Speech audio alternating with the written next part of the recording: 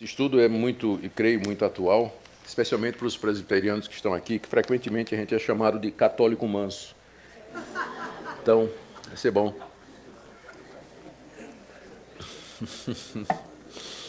Quando não sorveteriano, né? Então... Ai, ai. Eu sempre oro a Deus e digo, Senhor, não deixa eu ficar fazendo piadinha sem graça lá. Mas tem que orar com mais fé, viu?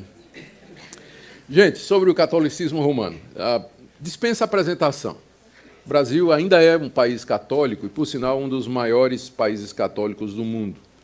O catolicismo ainda é a religião com o maior número de adeptos no Brasil, embora esse número venha caindo.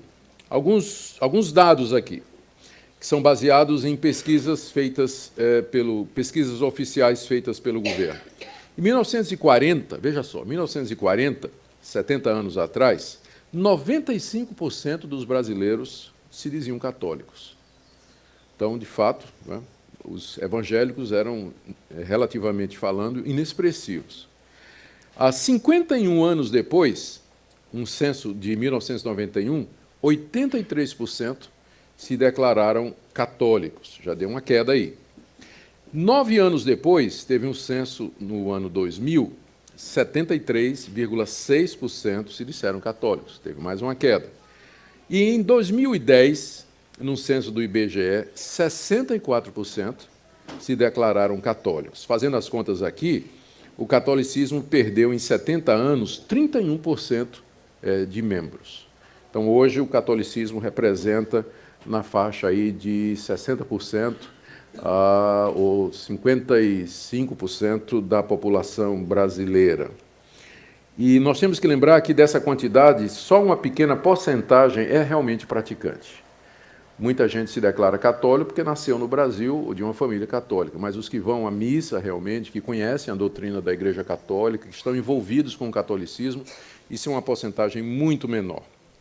Eu creio que essa queda que vem se acelerando nos últimos anos é principalmente graças ao avanço das igrejas evangélicas, particularmente das igrejas pentecostais e neopentecostais, que têm uma evangelização mais agressiva com relação ao catolicismo. Aliás, essa agressividade rendeu aí um episódio famoso do obreiro da Universal chutando a santa, quem não lembra, né? E o obreiro teve que ser mandado para fora do país. Ele foi evangelizar na África, segundo nós tivemos notícia. Que não dava para ele ficar aqui no Brasil, tal a reação, não é, que provocou.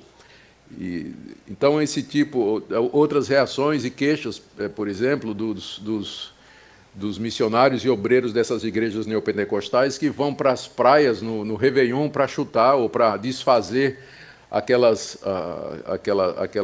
rituais religiosos feitos aí, Iemanjá e tudo mais. Então, tudo isso se tornou bastante conhecido. De uma forma ou de outra, esse avanço das igrejas pentecostais e neopentecostais foi dentro do filão católico, que vem diminuindo, né? Enquanto que o movimento neopentecostal e pentecostal vem crescendo. Mas quando começou a Igreja Católica? Depois da morte dos apóstolos, e o cristianismo se espalhou pelo Império Romano todo, através do trabalho deles, e também da evangelização feita pelos membros, os cristãos. E cresceu de tal maneira que, em 324, o imperador Constantino tornou o cristianismo na religião oficial do Império Romano. Até Constantino era a Igreja Católica Apostólica. Nós não temos problema com esses dois termos. Chamar a Igreja Católica significa, vem do grego, a palavra grega que significa abrangente ou universal. Então, a igreja cristã é chamada de católica porque ela não se prende a uma etnia, ela não se prende a uma raça, a um povo, mas ela tem como objetivo alcançar o mundo todo. Então, ninguém tem problema em chamá-la de igreja católica. E ela é apostólica porque o seu ensino está baseado no ensino dos apóstolos. O problema foi quando Constantino adicionou o termo romana, né? A Igreja Católica Apostólica Romana, ela se tornou a religião oficial do Sacro Império Romano. E aí, então, as dificuldades começaram a acontecer. Multidões aderiram à igreja. Antes, a adesão era através da conversão e do novo nascimento, mas agora as multidões aderiram ao catolicismo, à igreja cristã, para ganhar o favor imperial. Quem é que ia ser contra, não é? o imperador decretou o cristianismo como religião oficial, todo mundo queria ser católico. E aí, claro, não se conformando com a pureza do evangelho simples e também com a entrada em massa de gente não convertida dentro da igreja, que se abriu a porta, então, para o acréscimo de ritos e doutrinas que não tinham origem na Bíblia nem no ensino dos apóstolos, mas era uma espécie de sincretismo, que seria a fusão do cristianismo com as crenças dessas massas que entraram na igreja sem que houvesse renovação da sua mente ou conversão ou transformação de vida. E aí, então, é a partir dessa data que nós identificamos o surgimento da Igreja Católica Apostólica Romana. Até essa altura só havia uma, e continuou assim durante alguns séculos, cerca de 6 séculos. No século XI, na verdade, em 1054, houve o que se chamou de o Grande Cisma do Oriente. O que é que aconteceu? O bispo de Roma, que havia a essa altura já era considerado como papa, ele se declarou ou pretendia então se apresentar como o pai de toda a cristandade. Nós podemos dividir àquela altura a cristandade geograficamente em 2 partes. Havia a chamada cristandade do Ocidente, cuja sede era em Roma, onde estava o papa, e havia o Oriente, onde havia os patriarcas liderando a igreja a partir de Constantinopla. Então, as 2 igrejas se consideravam igrejas cristãs, debaixo do mesmo Cristo e apenas em regiões diferentes. Mas aí o Papa, que era o presidente da igreja cristã do Ocidente, com sede em Roma, achou que ele também era o Papa da igreja oriental. E que toda a cristandade, inclusive os cristãos do Oriente, de Constantinopla, deveriam estar debaixo dele, porque ele era o representante de Deus aqui na Terra, o sucessor de Pedro, e só podia haver uma única igreja católica apostólica romana, uma única igreja católica apostólica, que seria aquela cuja sede era em Roma. E aí, naturalmente, os patriarcas lá de Constantinopla, da igreja do Oriente, não aceitaram, de jeito nenhum. E o que é que aconteceu? Se excomungaram. A igreja de Roma excomungou a igreja oriental e a igreja oriental excomungou a igreja de Roma. Então, foi o primeiro grande cisma, a primeira grande divisão dentro da cristandade foi essa que aconteceu no século XI, em 1054, para ser mais exato. Só para mais um detalhe, em 1965, recente agora, o Papa e o Patriarca de Constantinopla tiveram uma reunião e suspenderam as excomunhões. Então, não estão mais excomungados, embora, naturalmente, não tenham não haja mais nenhuma relação como havia antes. No século XVI, houve uma tentativa de reformar a Igreja Católica Ocidental, de Roma. Do Oriente é outra história. Mas houve uma tentativa de reformar. Homens como Lutero, Calvino, Zwinglio, Hus, etc., eles tentaram trazer a Igreja de Roma de volta ao padrão bíblico e expurgá-la, daí o nome reforma, de todos aqueles acréscimos, práticas e doutrinas que foram acrescentados durante estes séculos em que esteve debaixo do governo do Papa. Isso não foi possível. Não houve arrependimento, não houve convencimento, não houve abertura da liderança romana, do Papa, dos seus cardeais e bispos. Ao contrário, eles partiram para a perseguição, excomungaram Lutero e começaram a perseguir os protestantes, aqueles que protestavam contra o estado atual da Igreja e queriam, de fato, uma reforma. Não sendo possível essa reforma, então os reformadores e os reformados, que eram aqueles que aceitaram a reforma, saíram da Igreja Católica e se organizaram, então, foi o segundo grande cisma, e se organizaram, então, como igrejas independentes da Igreja de Roma. É de onde vem a Igreja Presbiteriana, a Igreja Batista, a Igreja Episcopal, a Igreja mais adiante, bem mais depois, a Igreja Metodista, a Igreja Congregacional, algumas igrejas independentes, que foram igrejas que se formaram a partir dessa divisão no século XVI, que foi a tentativa de reforma que não foi aceita pela Igreja Católica. Então, nós somos reformados, protestantes, estamos dentro dessa tradição, saímos da Igreja Católica por não concordar com essas doutrinas que foram acrescentadas durante a Idade Média. como reação ao movimento de reforma, que foi muito grande o movimento de reforma, a Igreja Católica reuniu um concílio na cidade de Trento, isso em 1546, portanto, cerca de 20 a 30 anos depois que a reforma começou. Durante 18 anos, eu estou enfatizando isso aqui, porque aqui vocês vão ver a importância desse concílio. É chamado Concílio da Contra-Reforma. Durante 18 anos, a Igreja Católica, reunida na cidade de Trento, discutiu e decidiu o que fazer diante do crescimento da reforma em todo o mundo. E aí tomou algumas decisões que valem até hoje para a Igreja Católica. Essas decisões nunca foram reformuladas ou retiradas. Primeiro, condenou a doutrina protestante da justificação pela fé. Oficialmente, a Igreja Católica considera anátema ou maldita a doutrina de que o homem é justificado pela fé somente sem as obras da lei. Isso faz parte dos cânones de Dort. Ela declarou como o texto bíblico autêntico a tradução de Jerônimo, denominada Vulgata, como sendo a Bíblia verdadeira. O que aconteceu é que no século IV, esse padre muito erudito, muito capaz, chamado Jerônimo, a pedido do rei, ele fez uma tradução do grego e do hebraico e do aramaico, usando também traduções anteriores, a chamada Velha Latina. Ele fez uma tradução para o latim, no que ficou chamado de Vulgata Latina, ou seja, o latim vulgar, o latim do povo. Isso foi feito no século IV. E essa Bíblia, então, ela vinha servindo como base para a... Só que nessa Bíblia, o Jerônimo, quando fez a tradução, ele traduziu não somente aqueles livros que nós conhecemos, os 66 livros canônicos, mas ele introduziu os apócrifos e pseudepígrafos também. Só que não eram reconhecidos pela Igreja. Estava lá para quem quisesse consultar, quisesse saber. A Igreja usava aquele cânon que nós conhecemos.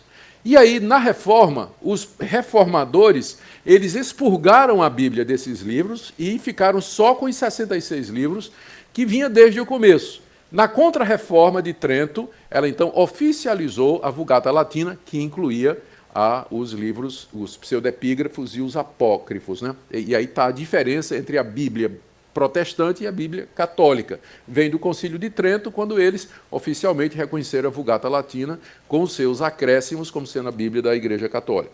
Mas aí, é claro, quando você vai conversar com um católico sobre o Evangelho, você pode pedir a Bíblia dele. Você tem uma Bíblia aí? Tenha. E traz. Porque nos livros que temos, é a mesma coisa.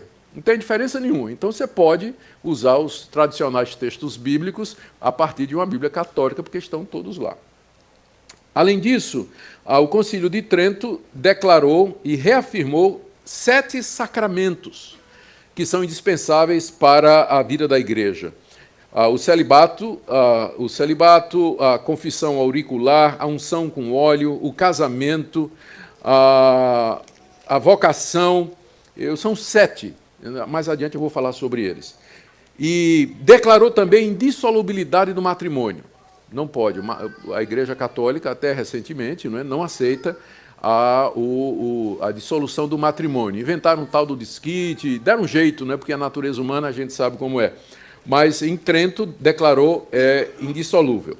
Oficializou o culto dos santos e das relíquias e oficializou a doutrina do purgatório e das indulgências. Então, isso foi feito no século XVI, em Trento, no chamado Concílio da Contra-Reforma, e nunca foi revogado. Então, essa é a doutrina oficial da Igreja Católica até hoje. Eu sei que ela esconde muito disso quando se relaciona com os protestantes, não é? E, às vezes, tem uma cara mais evangélica, mas, oficialmente, se um católico conhecesse a doutrina da igreja dele, ele veria que a igreja ela continua adotando essas práticas e pensamentos até o dia de hoje. Vamos ver aqui, então, isso foi apenas um histórico, da Igreja Católica, e nós agora vamos dar uma olhadinha nas suas doutrinas básicas. Primeiro, o que é que a Igreja Católica reconhece como fonte de autoridade? De onde ela tira as suas doutrinas? Onde ela apoia as suas práticas? Em primeiro lugar, ela reconhece como fonte de revelação e autoridade 3 coisas. Primeiro, a Bíblia, na Vulgata Latina, que é reconhecida como fonte de revelação. Segundo, o magistério da Igreja, ou seja, as declarações e pronunciamentos do Papa, ou do Concílio de Cardeais, em termos de doutrina, que é considerado também como inspirado e autoritativo, e a Sagrada Tradição, que é a coleção de interpretações da Bíblia e criação de doutrinas que vem sendo feita desde o início da Idade Média até agora. No Concílio de Trento, a Sagrada Tradição e o magistério da Igreja receberam a mesma autoridade da Bíblia. Deixa eu ler para vocês aqui a seção quarta do Concílio de Trento. Diz aqui: a verdade está contida nos livros escritos da Bíblia e nas tradições orais. Deus é o autor do Antigo Testamento e do Novo, bem como das mesmas tradições, que se referem tanto à fé como aos costumes, quer sejam só oralmente recebidas de Cristo, quer sejam ditadas pelo Espírito Santo e conservadas por sucessão contínua na Igreja Católica. Resumindo, a Igreja Católica acredita em revelação continuada. Deus não parou de se revelar quando a Bíblia terminou. Deus continuou a se revelar através do sucessor de Pedro, que é o Papa. Então, através do Papa, Deus trouxe novas doutrinas para a Igreja. E é aí que você encontra a origem de todas essas doutrinas contra as quais os reformadores se levantaram. É baseado nessa convicção que a Igreja Católica tem de que não acabou a revelação. Deus continua revelando novas doutrinas à sua Igreja através do Papa, que é o sucessor de Pedro. Aqui ainda uma citação do Concílio Vaticano II, do pronunciamento chamado Dei Verbum, diz assim: a Sagrada Escritura é a palavra de Deus, enquanto foi escrita por inspiração do Espírito Santo. A Sagrada Tradição, por sua vez, transmite integralmente aos sucessores dos apóstolos a palavra de Deus confiada por Cristo Senhor e pelo Espírito Santo aos apóstolos, para que eles, com a luz do Espírito de verdade, a conservem, exponham e difundam fielmente na sua pregação. Uma linguagem um pouco complicada, mas o que ele está dizendo é exatamente isso, que o mesmo Espírito Santo que inspirou a Bíblia é o mesmo Espírito Santo que inspira os papas, que são chamados de apóstolos e sucessores de Pedro, trazendo novas doutrinas. Em resumo, a Igreja Católica aceita como tendo a mesma autoridade a Bíblia, as leis, dogmas e costumes revelados aos papas e conservadas na Igreja Católica através do ministério. Se você me perguntar, pastor, qual é a maior diferença entre as igrejas protestantes e reformadas e o catolicismo romano, a resposta é a fonte de autoridade. Porque para nós, somente a Bíblia, esse foi o grito da reforma protestante, somente a Escritura, só a Escritura, exatamente porque os reformadores perceberam que essa abertura para novas revelações era a causa de tantas doutrinas estranhas e de tantas práticas contrárias à Bíblia que foram introduzidas durante a Idade Média. Por isso eles disseram, se não está na Bíblia, se nós não podemos provar pela Bíblia essas doutrinas e práticas, elas têm que ser excluídas. Nós não podemos ter no culto ou na vida da igreja nada que não seja ordenado e provado pela Bíblia Sagrada. Esse é o grande ponto de diferença entre a igreja reformada protestante e o catolicismo romano. Então, essa aí foi sobre fontes de autoridade. A segunda doutrina católica que eu desejo enfatizar aqui é o conceito de igreja. Para eles, a igreja verdadeira é aquela estrutura cuja sede está em Roma. Enquanto que para nós e para os reformadores, a igreja, como corpo de Cristo, é um organismo vivo, independente da sua estrutura, do local onde ela esteja e tudo mais. Para o catolicismo, a igreja verdadeira é aquela estrutura encabeçada pelo Papa, pelos cardeais, e que vai descendo até chegar nas igrejas locais, onde elas são presididas pelos seus padres e pelos seus bispos e assim por diante. Essa é a igreja verdadeira. Por isso que eles dizem que não há salvação fora da Igreja Católica. Essa é uma afirmação deles. Não há salvação. Se você não for católico, não fizer parte e não estiver debaixo da cabeça da igreja, que é o Papa, você não pode se salvar. Aqui tem um pronunciamento do Papa Pio IX, em 1864, que diz assim: a Igreja Católica é a única verdadeira religião. É a única verdadeira religião. E ainda Bonifácio VIII, em 1302, já tinha declarado: dizemos e determinamos que cada criatura humana deve se submeter à autoridade do Papa de Roma para a sua salvação. Para a sua salvação. Então, do ponto de vista da Igreja Católica, quem está fora do domínio do Papa, então ele também está fora da verdadeira igreja e, portanto, ele não pode ser salvo. Não é? Então, mais uma doutrina católica sobre o sacerdócio dos padres. O padre é visto na Igreja Católica como um sacerdote à semelhança do Antigo Testamento. No Antigo Testamento, os sacerdotes eles eram os mediadores entre Deus e os homens. Eles ofereciam sacrifícios em nome dos homens diante de Deus e, da parte de Deus, recebiam a graça e o perdão que eles conferiam e davam para os pecadores. Então, funcionava como uma espécie de mediador. É semelhante ao que há na Igreja Católica. O padre ele é considerado como uma espécie de mediador entre o católico e Deus. Veja algumas citações. No Concílio de Trento, 1546, o sacerdote pode perdoar pecados como Deus. Ele pode perdoar pecados como Deus, já que ele é esse mediador entre Deus e entre o homem e Deus e os homens. Daí, os católicos dão tanta importância à confissão. A confissão auricular. Então, pelo menos uma vez por semana, não é? ou uma vez por mês, eu não sei direito a frequência, mas o católico comprometido, ele vai se confessar ao padre, exatamente para receber o perdão de pecados. Ele vai, ali ele diz os seus pecados ao padre, confessa, pede perdão, e o padre, então, o absolve daqueles pecados e, às vezes, passa algumas penitências, rezar não sei quantas ave-marias, tantos Pai Nosso, ou então fazer algum tipo de obra social, ou qualquer outra coisa chamada de penitência, para ajudar a mitigar a culpa daquela pessoa.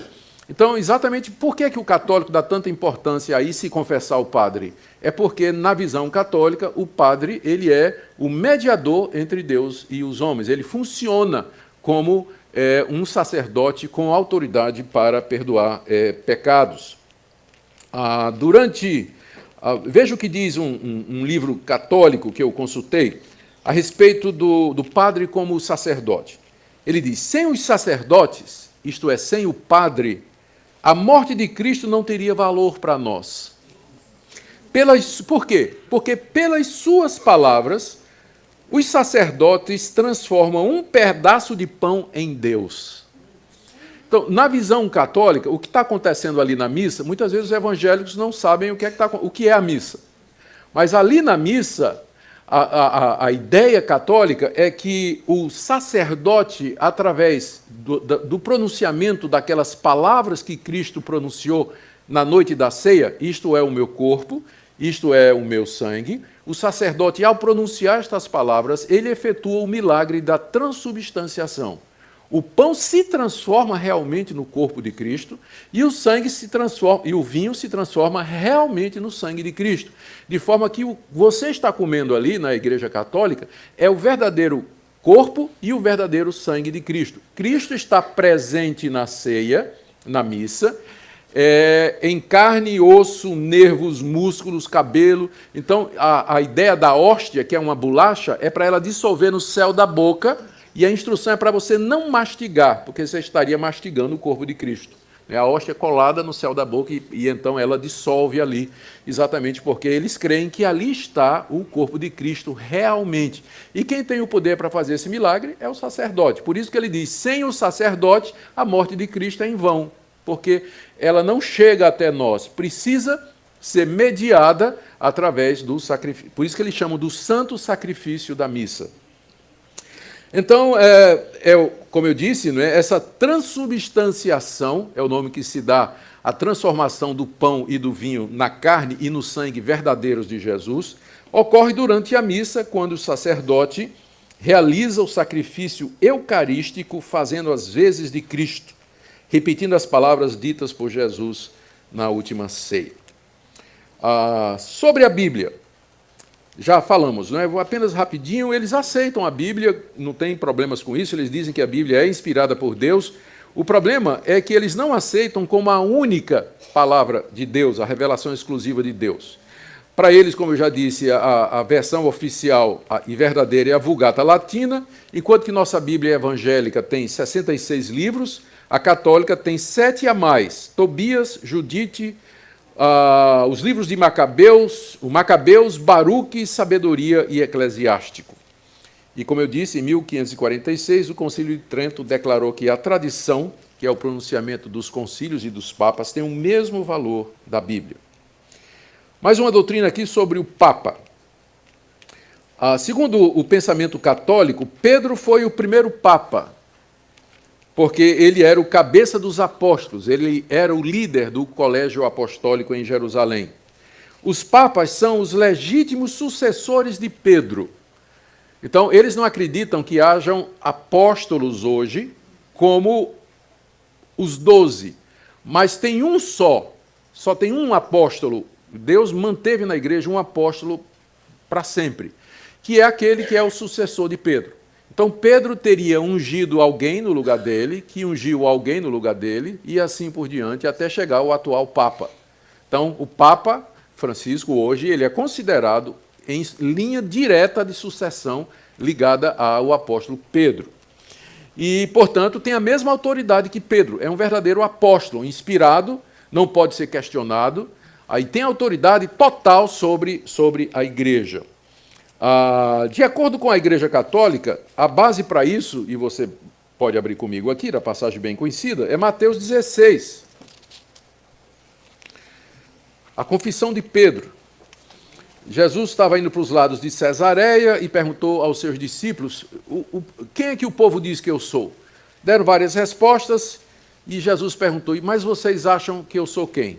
E Pedro respondeu no verso 16 de Mateus 16, tu és o Cristo, o Filho do Deus vivo. Aí Jesus disse, bem-aventurado és, Simão Barjonas, porque não foi carne e sangue que te revelou, mas meu Pai que está nos céus. Também eu te digo que tu és Pedro, e sobre esta pedra edificarei a minha igreja, e as portas do inferno não prevalecerão contra ela. Dar-te-ei as chaves do reino dos céus. O que ligares na terra terá sido ligado nos céus, e o que desligares na terra terá sido desligado nos céus. Então, a interpretação católica dessa passagem é que Jesus disse a Pedro, tu és Pedro, e sobre esta pedra, você, eu vou edificar a minha igreja.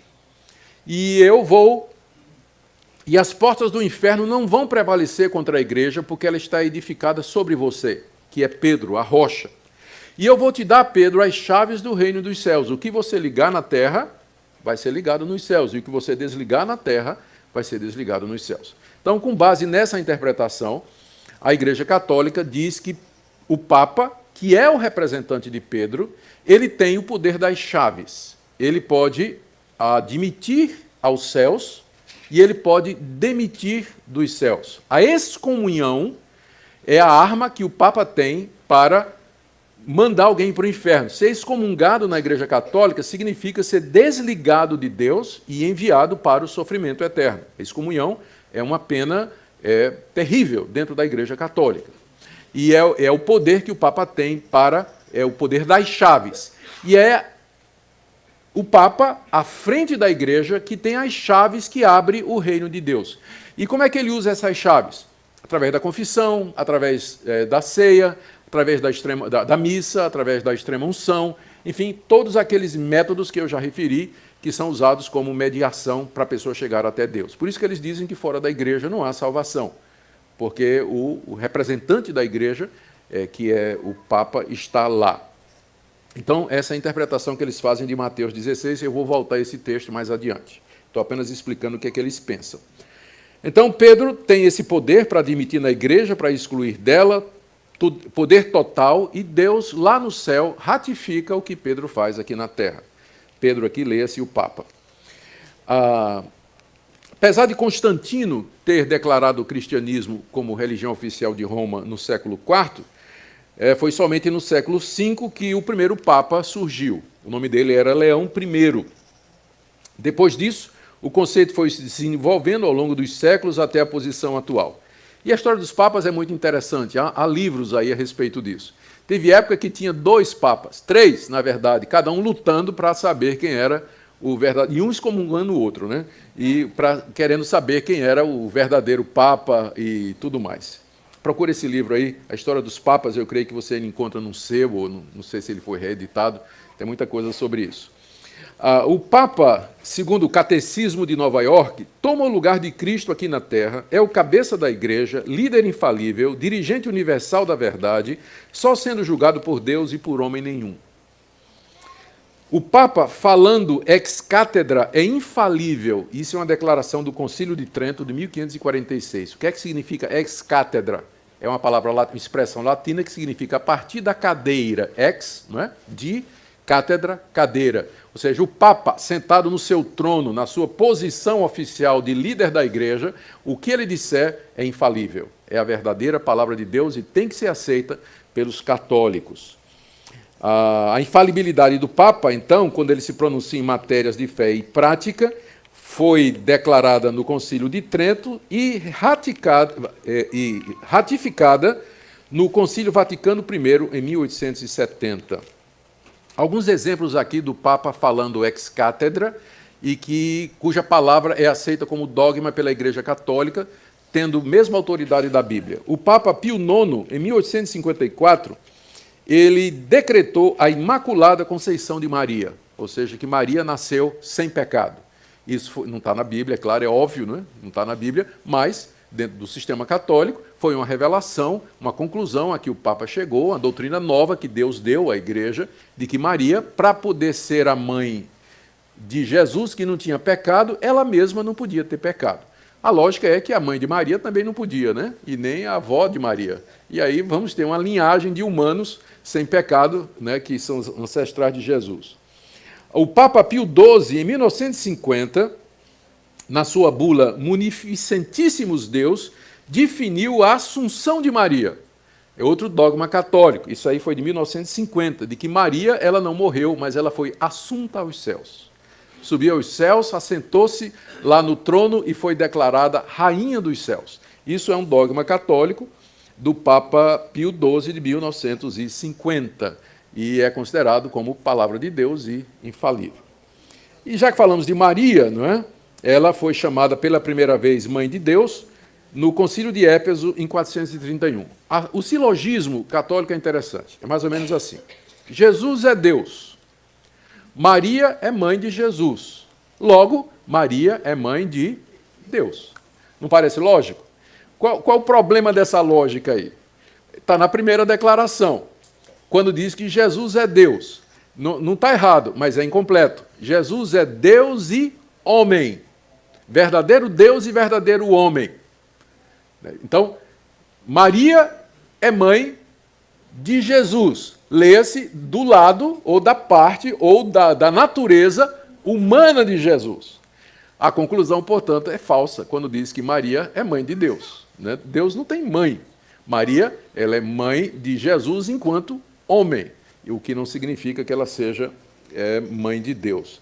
Mas é esse o pensamento da Igreja Católica. No livro A Glória de Maria, tem essa declaração: Maria é a verdadeira mediadora entre Deus e os homens. Vê só, Maria é a verdadeira mediadora entre Deus e os homens.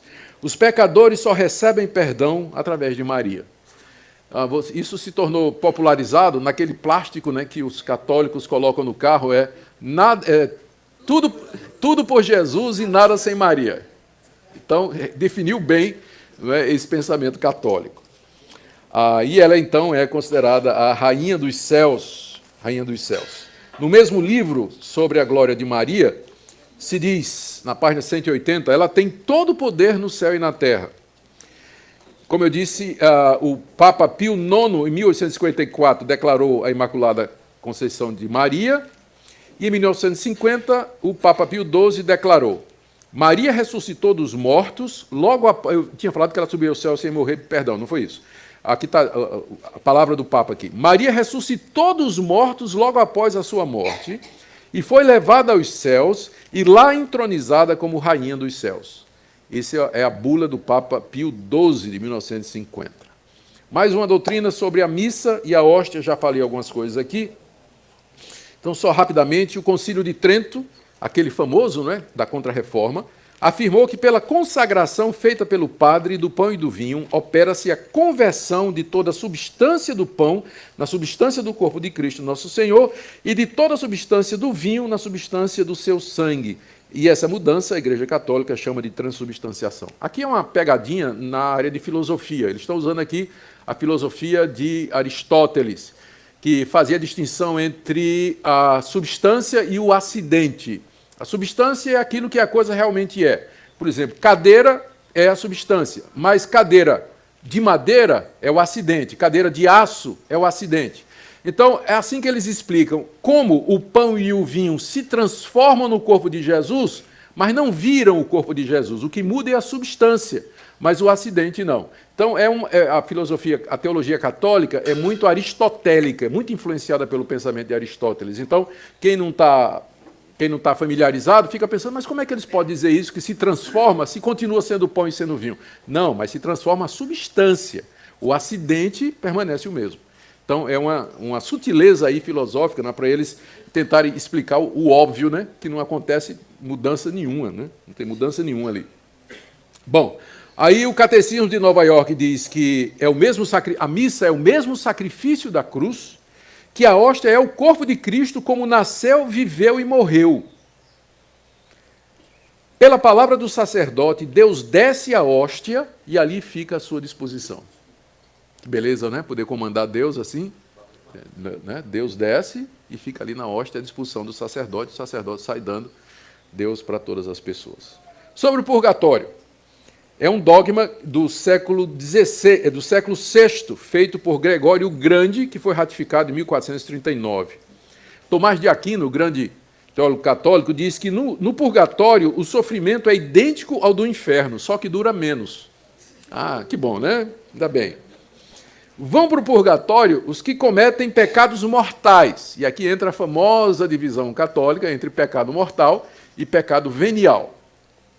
Então, quem comete pecado mortal vai para o purgatório e, após certo sofrimento, esses pecados são purificados e então sobem aos céus. Os que cometem só pecado venial não passam pelo purgatório e vai direto para o céu, né? Os não batizados vão direto ao inferno sem passar para o purgatório. Por isso que o católico quer logo batizar o filho, né, para não morrer pagão, é a expressão deles. Porque se morrer sem o batismo católico, vai direto para o inferno. Só uma explicação aqui, eu sei que ninguém está perguntando isso. Na igreja presbiteriana, a gente não acredita nisso quando a gente batiza os nossos filhos, tá? A gente não acha que batismo limpa pecado. Por isso que o pessoal chama a gente de católico manso, né? Porque a gente batiza os filhinhos. Mas bichinhos são pecadores mesmo, não é? Se não se converter, vai para o inferno, batizado e tudo. Bom, para diminuir o tempo de sofrimento no purgatório, olha só, para diminuir o tempo de sofrimento no purgatório, você deve dar esmolas, fazer penitências e pagar missa. E para os que morreram, você faz a missa do 7º dia. Então, você pode orar pelos mortos. Por que é que você pode orar? Por que é que tem essa prática da oração pelos mortos na Igreja Católica? Para que eles saiam do purgatório, para diminuir o tempo no purgatório. E a missa de 7º dia serve também para abreviar o seu tempo no purgatório e para que a pessoa se vá ao céu. Aliás, foi exatamente isso aqui o estupim da Reforma Protestante. O Papa estava precisando de dinheiro para construir a Catedral de São Pedro, e então ele começou a vender indulgências. Indulgências era o perdão do Papa para diminuir o tempo de sofrimento do purgatório das pessoas. Então, o tesoureiro do Papa, chamado Tetzel, ele ia pelas cidades da Alemanha, vendendo as indulgências. Chegava numa cidade e dizia, olha, aqui tem indulgências, o Papa resolve perdoar os pecados, tal, mediante o valor, né? Você pode comprar indulgências que vão livrar você 1 mês, 2 meses, 1 ano, 10, depende de quanto você pagar.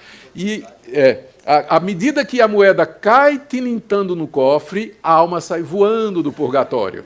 Era a expressão de Tetzel, era o lema da campanha dele, né? O slogan dele, né? Era isso aí. E foi isso que Martinho Lutero disse, agora basta. E as 95 teses de Martinho Lutero, elas giram em torno exatamente disso aí. Foi isso que provocou. O que é penitência? O que é o arrependimento? Será que pela compra de indulgências nós podemos livrar a nossa alma da morte? Então, esse foi o estupim da Reforma Protestante, essa ideia de que você pode orar pelos mortos, comprar indulgências para que o tempo no purgatório se abrevie. Sobre imagens. No início, as imagens e pinturas, elas foram introduzidas na igreja para evangelizar os analfabetos. A pergunta era, como é que nós vamos evangelizar essas massas que estão entrando na igreja, né? Se o pessoal... É tudo analfabeto. Lembra que naquela época o índice de analfabetismo era gigantesco, né? O pessoal que sabia ler era 1%, né? 2% da população. Então, como vamos evangelizar essas pessoas se elas não têm esses conceitos, elas não são capazes de pensar logicamente? Então disseram, não, mas elas podem entender gravuras, imagens. Então, se a gente tiver, por exemplo, a representação de Cristo morrendo na cruz, uma imagem de Maria, uma imagem de Pedro, de Paulo, isso vai inspirar fé no coração dessas pessoas. E vai ajudá-las, vai servir como uma espécie de auxílio, como a gente faz com criança. No departamento infantil a gente usava, né, flanelógrafo, tem figuras, tem livros com gravuras para ajudar a criança, porque ela não consegue perceber. Então tem muita gente que também precisa de ajuda visual para poder entender o Evangelho. Então essa foi a ideia que abriu a porta para a entrada na igreja da representação de santos, de Jesus, de Maria, e assim por diante, não é? Era essa a ideia inicial. O segundo concílio isso aí, quem começou com isso foi o Papa Gregório Magno, do século VI. No século VIII, o segundo concílio de Nicéia dogmatizou essa doutrina e autorizou a produção e a introdução na missa, nas igrejas e na alfabetização e catequização do povo, o uso de imagens e figuras. Em 1987, João Paulo II reafirmou como legítima essa doutrina. E a gente sabe o que é que aconteceu. O coração do homem é corrompido. O cidadão vê a imagem de São Paulo, em vez de se inspirar no grande apóstolo, ele vai lá, raspa um pouquinho do gesso, não é? Leva para casa, derrama num copo d'água e bebe. Ou então ele se ajoelha diante da imagem de São Paulo e diz, eu não valho nada diante de Deus, mas o Senhor é um santo, então interceda a Deus em meu favor, né? E ali diante da imagem. Então aquilo que não era no início para ser adoração, acabou virando adoração por conta da corrupção. E aí era tarde para conter isso.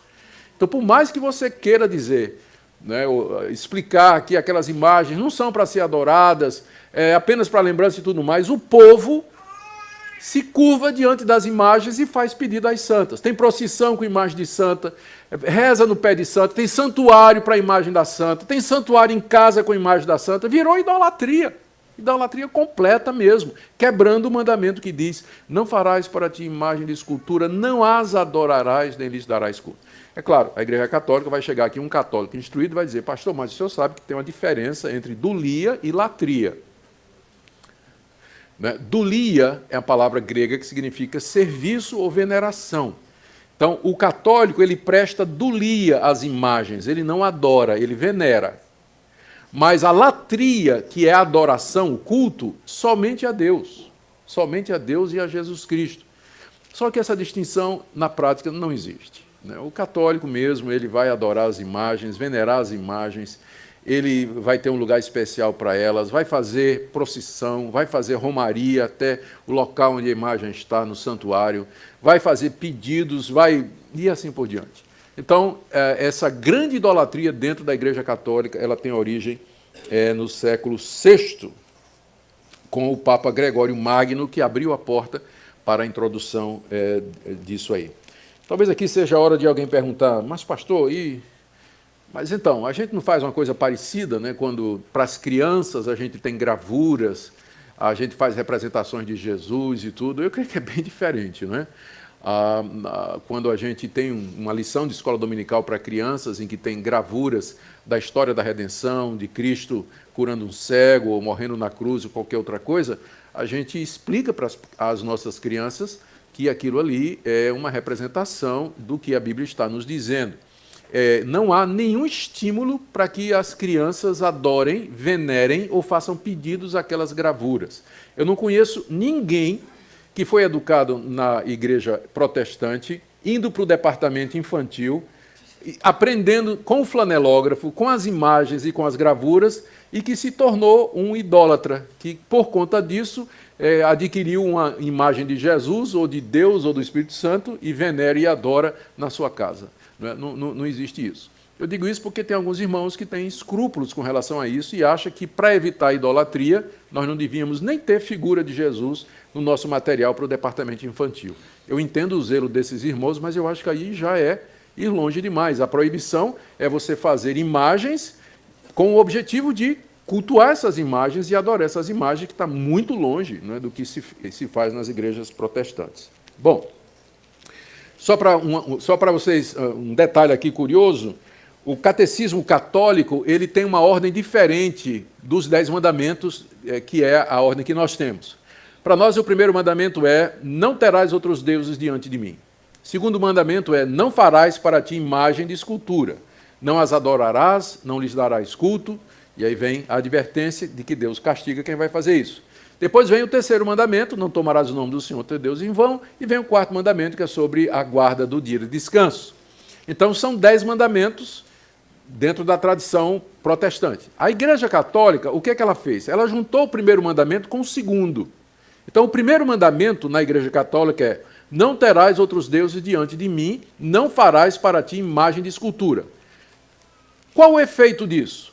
É que no nosso lado, o primeiro mandamento diz: você não pode ter nenhum outro Deus diante de você.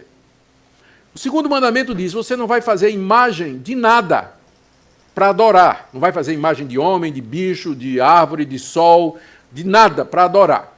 Mas na hora que você junta, na Igreja Católica, o segundo mandamento com o primeiro, a ideia é que você não faça imagem de Deus. Não está proibindo fazer imagem de santo, de qualquer outra coisa.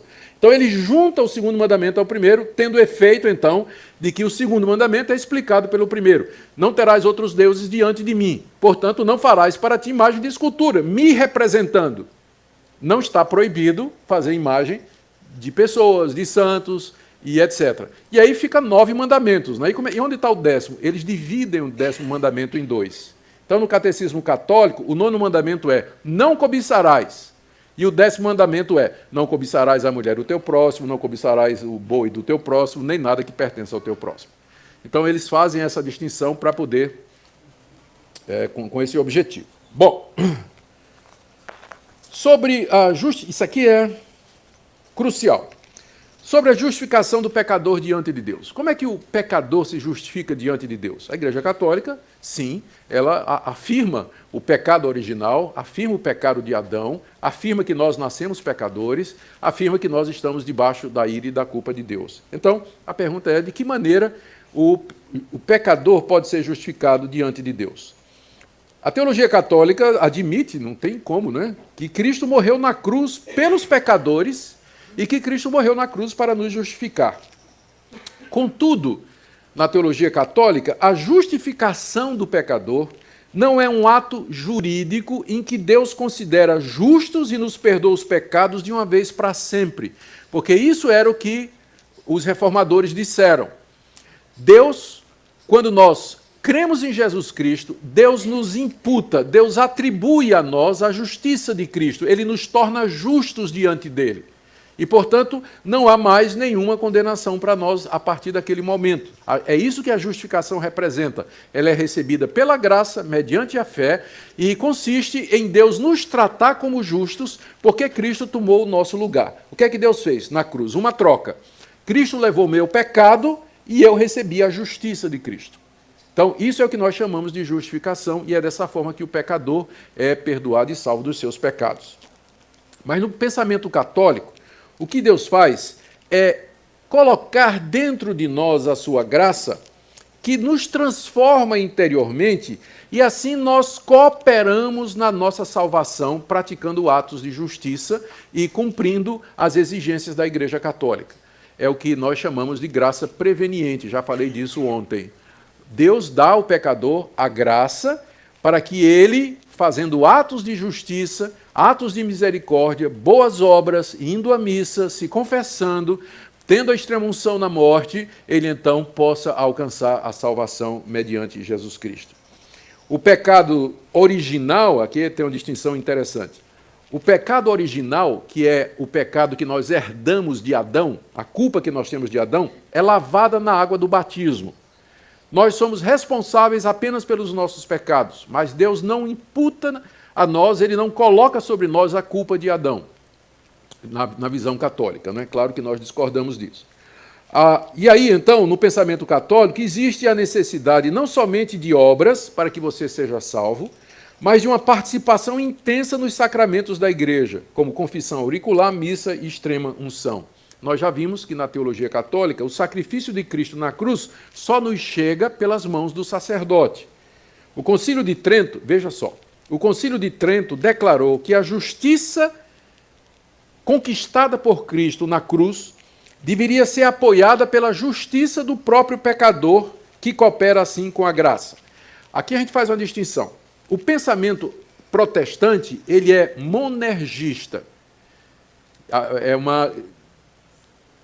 Monergismo é uma palavra mono, somente, e do verbo grego que significa exercer algum esforço. Então, o pensamento monergista é que na salvação, somente Deus faz o trabalho. Nossa visão de salvação é monergista. Deus é quem salva, ele faz o trabalho. Tá certo? No pensamento católico, a salvação é sinergista, ou seja, o homem coopera juntamente, aí é a preposição grega sin, o homem coopera juntamente com Deus na sua salvação. Então, catolicismo é sinergista e a igreja protestante é monergista. Deus é quem salva. No pensamento católico, o homem colabora com Deus na sua salvação através dos meios de graça.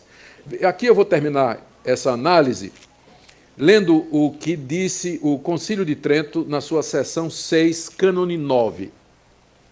Se alguém diz que o pecador é justificado pela fé somente, significando que nada mais é requerido para cooperar a fim de obter a graça da justificação, e que não é de forma alguma necessária que ele seja preparado e disposto pela ação de sua própria vontade, que seja maldito. Se alguém disser que o pecador é justificado pela fé somente, que seja maldito. Então, nós somos oficialmente anatematizados pela Igreja Católica, por mais que ela, às vezes, coloque uma cara de amiga e tudo mais. Aliás, eu preciso fazer justiça aqui.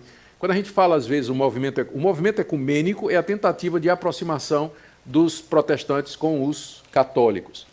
E isso é muito forte no mundo todo, especialmente entre aquelas igrejas protestantes que já perderam o vínculo teológico com as grandes doutrinas da Reforma. Aquelas grandes igrejas liberais, elas se juntam com o catolicismo, fazem missa junta, consideram os católicos como irmãos em Cristo e tudo mais. Não é? Então, eles fazem esse tipo de coisa. Agora, é preciso dizer que a iniciativa não é do catolicismo. O movimento ecumênico não foi uma tentativa dos católicos de trazer os protestantes para perto deles. Eles nunca quiseram isso. Foram os protestantes liberais que foram atrás do catolicismo, querendo outra vez essa reunião da igreja-mãe com os filhos desviados, né? Porque é assim que os católicos nos veem. Eles são a igreja-mãe e nós somos os filhos desviados. Então, o movimento ecumênico tem origem nos protestantes, não na Igreja Católica. Ela sempre nos viu como excluídos, excomungados, né, fora da salvação. A aproximação, quem quer realmente são os protestantes liberais. Gente, eu creio que não precisa dizer muita coisa mais, não é? Eu só dar uns pontos aqui e depois vou abrir para perguntas. Como é que a gente responde a tudo isso? Bom, primeiro, para nós a igreja verdadeira não é uma instituição, mas a igreja verdadeira ela está fundada sobre Cristo. Efésios capítulo 2, verso 20, o apóstolo Paulo diz que a igreja está edificada sobre a doutrina dos apóstolos e profetas, sendo que Cristo é a pedra angular. Cristo é a cabeça da igreja, ele é o fundamento da igreja, e não Pedro, evidentemente.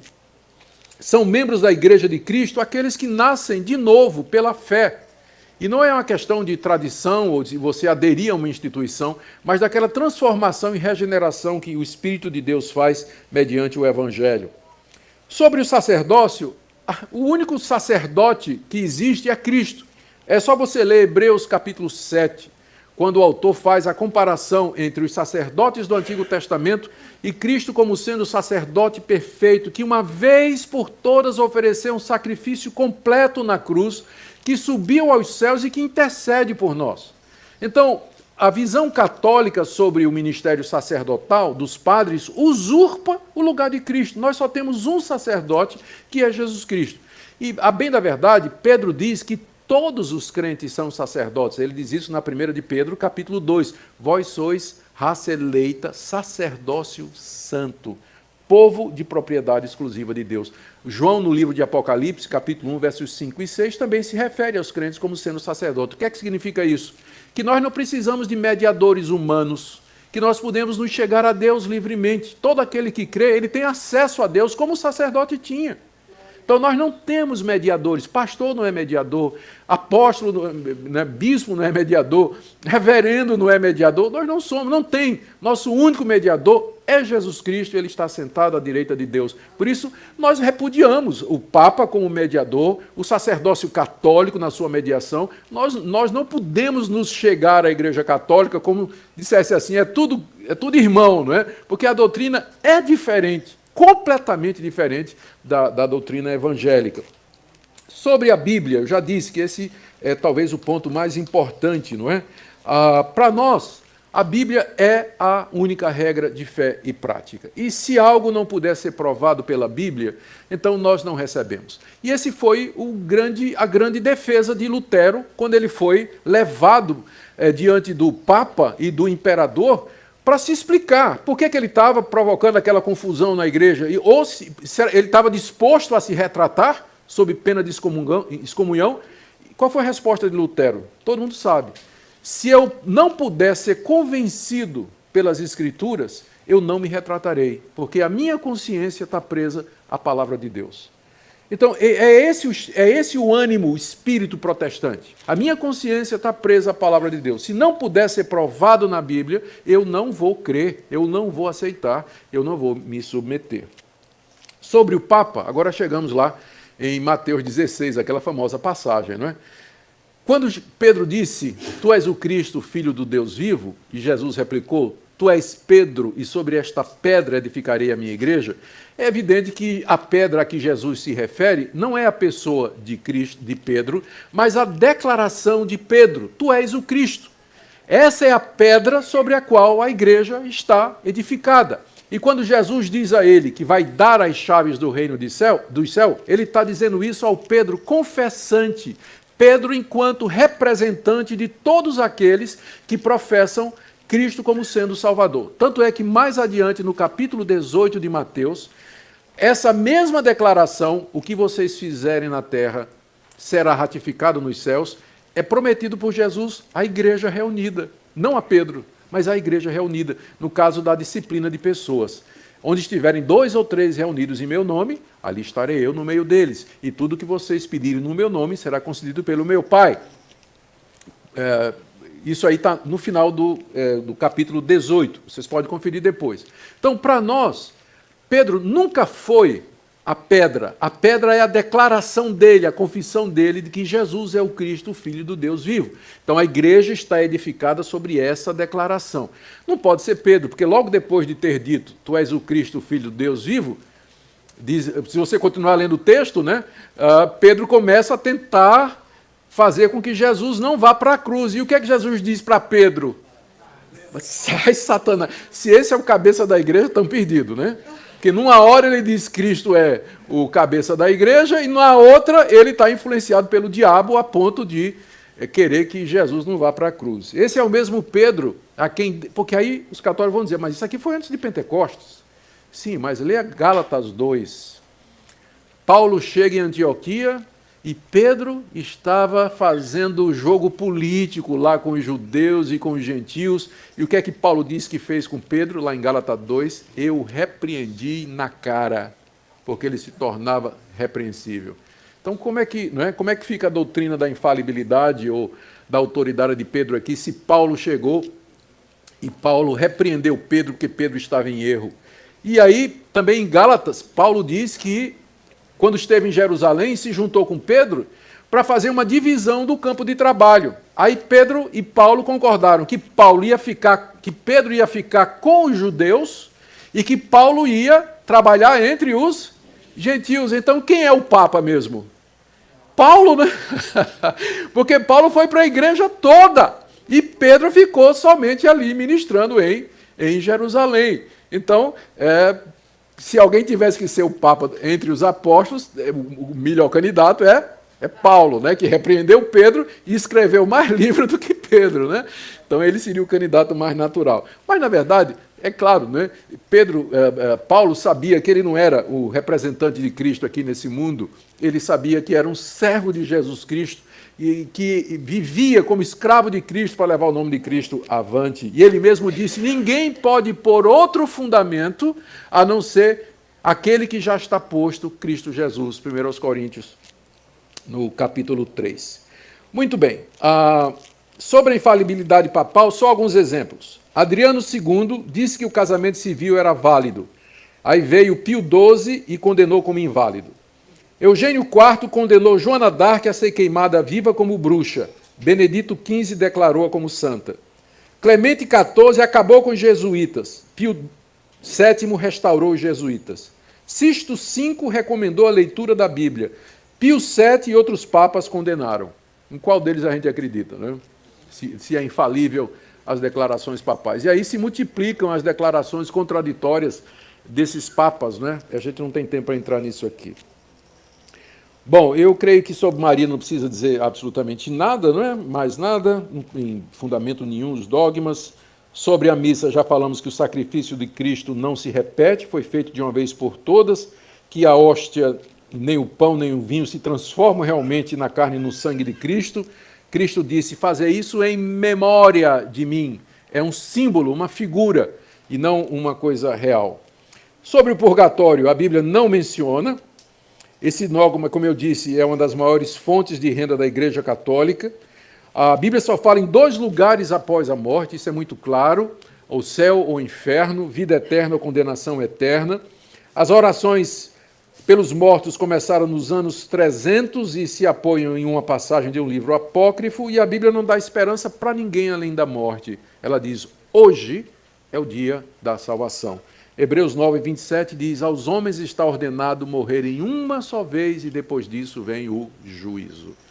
Então, e dezenas de outras passagens que nós poderíamos citar, a Bíblia só reconhece 2 situações depois da morte. O purgatório é alguma coisa absolutamente ausente na Bíblia. Terminando, então, nós não temos problemas em dizer que a Igreja de Cristo ela é católica e apostólica. O nosso problema é com a romana, mas ela é uma Igreja católica apostólica, a Igreja de Cristo. Ela só não é romana, porque tem a ver com aquela instituição. Os reformadores consideravam a Igreja romana como sendo uma igreja apóstata. Ela se desviou do verdadeiro evangelho. A Confissão de Fé de Westminster, como eu disse, eu só posso falar pela Igreja Presbiteriana. A Confissão de Fé de Westminster, que é a Confissão de Fé da Igreja Presbiteriana, diz que o Papa é o anticristo.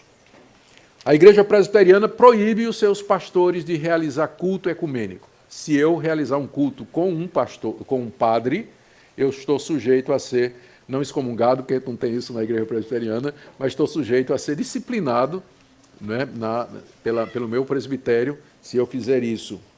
E no Brasil, nós rebatizamos os católicos. Se alguém vier da Igreja Católica, porque nós não reconhecemos a Igreja Católica como uma igreja legitimamente cristã, nós rebatizamos os católicos. Nem todas as igrejas reformadas fazem isso, mas no Brasil nós fazemos sim. Com isso, eu não estou dizendo que não haja crentes verdadeiros na Igreja Católica. Graças a Deus há. Mas muitos desses crentes verdadeiros dentro da Igreja Católica estão em conflito e em luta. Porque se eles conhecem a doutrina da igreja deles, eles vão saber que eles vão ter que tomar uma decisão. Eles não podem, vai ser muito difícil para eles, por exemplo, participar da missa. Participar da missa.